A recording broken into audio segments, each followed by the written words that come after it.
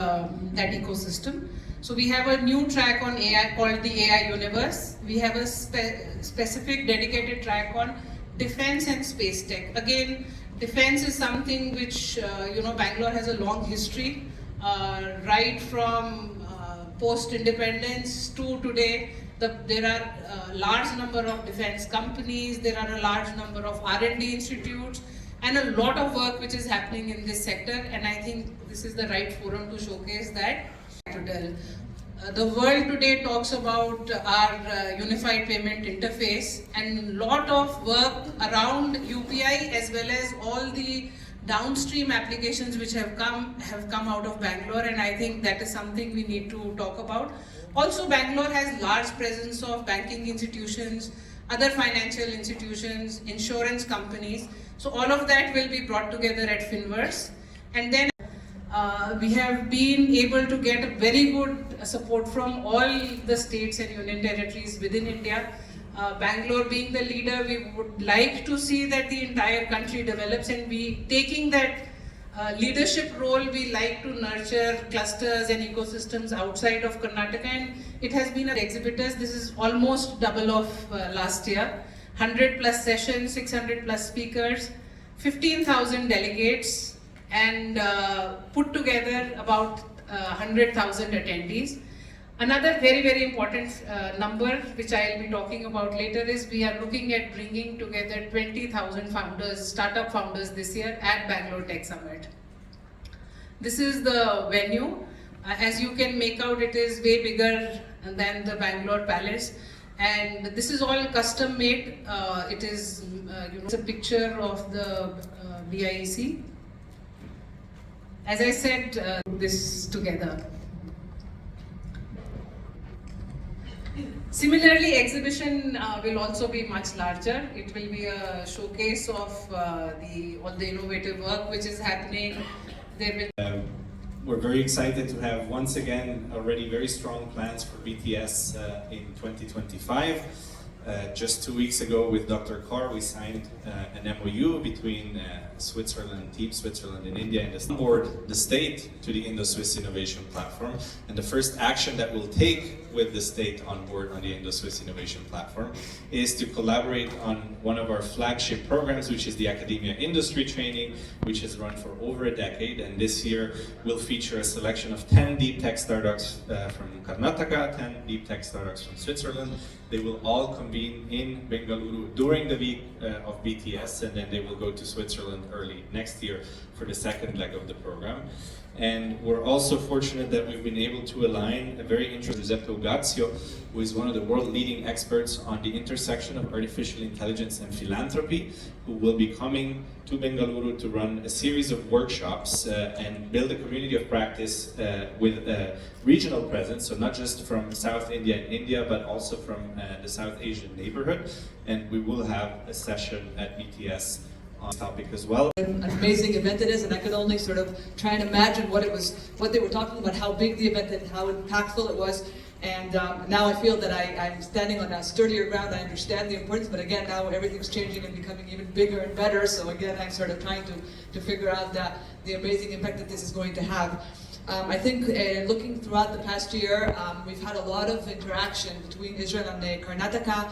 We've had some startups to do with dual use, whether in AI or in other sectors, drones and other sectors, who were participating in different events here in Karnataka, and were able to establish some connections with the Indian and Bangalore startups in that area. Also last year, just after actually the Bangalore Tech Summit, we signed a letter of intent, Karnataka signed a letter of intent with the Israel Innovation Authority, and this relationship between the Israel Innovation Authority and Karnataka is deepening even further, and we're hoping that the CEO of IIA will come and participate in Bangalore Tech Summit this year, which will of course drive even more. That UK has been a very strong supporter, a friend of Karnataka and BTS, so this year is not going to be any different.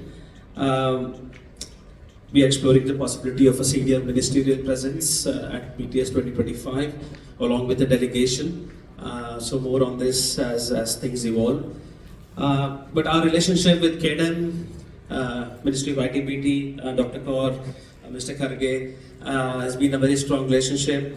We had Minister Kharge and Dr. Kaur and the team in the United Kingdom last summer for London Tech Week. So really clear at London Tech Week, we took the largest ever Indian delegation of almost 400 Indian companies, and out of that 50 were from Karnataka, which says a lot about the kind of rapport that we have on this corridor. A lot of interesting things happening this week, more on it as things evolve. But as you all know, the India-UK Free Trade Agreement was agreed in the month of May, so hopefully we'll hear something more on it later this week. But what that means is that it evolves into more opportunities, more avenues for engagement on the technology side as well. We thank you for the warm cooperation of your department and of course of Minister Kharge Australia, of course, has been a proud partner of BTS for many years. We were a country partner in 2024. We had ministerial attendance by the Assistant Minister for Foreign Affairs in 2022, Mr. Tim Watts, and of course our Prime Minister in 2021, Prime Minister Scott Morrison. So I'll be brief, but looking ahead, of course, to BTS 2025, we're looking ahead to bring a strong delegation of Australian firms. There are many already in Karnataka, and we're looking forward to encouraging more investment and more cooperation between our countries, particularly in the tech sector. And our High Commissioner will be leading that delegation. It is my pleasure to address the Global Innovation Alliance meet today. Bengaluru reigns as India's top startup hub and has also made impressive progress, reaching number 14, moving up 7 positions from last year in the global startup ecosystem ranking. It is home to R&D facilities of many of the top companies in the world. There is also an abundance of highly skilled human resources to work in these R&D facilities and startups. Hence, Bengaluru is an ideal city to have an exchange of ideas and an exhibition of new technologies and innovations in various fields. This year's BTS, the global semiconductor industry is witnessing an unprecedented growth. It emerges as the backbone of the global digital economy.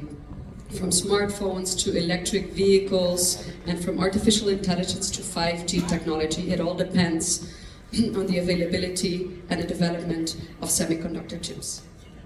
The sector has been a strategic priority for both the Netherlands and India, reflecting our shared commitment to advancing future-ready technologies. The Netherlands boasts a strong legacy in the semiconductor innovation, being home to global players such as ASML, NXP, ASM International, and also, of course, a dynamic network of leading research institutions. If we look at NXP, for example, they have over 3,500 engineers in India working on developing their technologies across automotive, IoT, and secure connectivity.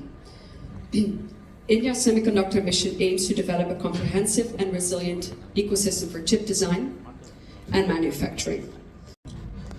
So we have been participating past 3 years, but this time I can proudly say that Poland is officially the partner with BTS. We'll be participating with high delegation, and also with many Polish companies are coming to participate in BTS. It's called Indo-Polish Chamber of Commerce, where we are working with, I think some 10 companies will be participating with the Poland to attend BTS. France was honored to participate with a strong delegation, including the Paris region, which brought 8 startups to the event. We were proud to welcome Alexandra Dublanche, Vice President of the Paris region, who spoke at the inaugural session. We also had a dedicated bilateral session with Honorable Minister Kharge. That momentum built on something concrete, the MOU signed between the Paris region, largest economic region in Europe, and the government of Karnataka, signed in January 2024. An MOU that's not just symbolic, we are here to deliver. It's Karnataka, so now we don't have just the federal government which we had last year, but this year a lot of independent states are coming forward to work with Karnataka. We had a huge 40-member C-level delegation from aerospace from Bavaria, and the Bavarian delegation is coming again with a big team this year for the Bangalore Tech Summit. It's just not one state, and we have a couple of German states who are now competing with each other to engage with Karnataka. We have Brandenburg, we have Bavaria and Munich who have been the first ones to come to Bangalore or come to India. We have for a GIA partnership this year, and 21st September we're going to have a MOU and a sister city agreement with the IT ministry. Cambodia would be greatly benefiting by the collaborations with the IT companies, electronics companies, and semiconductor AI companies, deep tech, fintech. Looking forward for great collaborations with Cambodia and India and Karnataka. Participate in the GI Mixer earlier this year. There were around 6 deep tech startups, Indian startups, from Karnataka, that pitched to the Italian VCs and incubators, and I'm proud to share that somehow these conversations have also moved forward. In June, in fact, we took a delegation of VCs and investors to an event in Bologna called the We Make Future. Well, We Make Future is Europe's largest international trade fair in AI, tech, and digital innovation. And with the participation that they had, they are looking to have some more intent to collaborate with some of the startups from Italy to bring them to India.